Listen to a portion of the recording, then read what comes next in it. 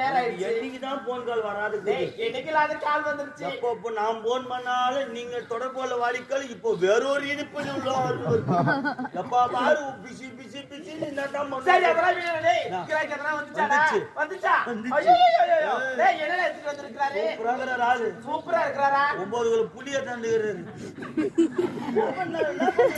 நல்ல அந்த மாதிரி ஆயி போச்சு. 9 கிலோ புளியா? அது என்ன தானே புளியா? புளிகட போறது.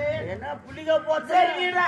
நீங்க புளிக்கு போனா நாளைக்கு என்னைக்கு போனா கரும்பு போலாம். ஒரு அப்படியே ஓட்ட வேண்டியது. புளி கொட்டை எடுத்துதா எடுக்காதடா? கொட்டை எடுத்துக்கிறாரு. அப்படியா? அது எப்படிடா இருக்கட்டும். ஆளு எப்படிடா இருக்காரு? ஆளு என்ன கொஞ்சம் ஒல்லியா இருப்பாரு. ஒல்லியா இருப்பாரா?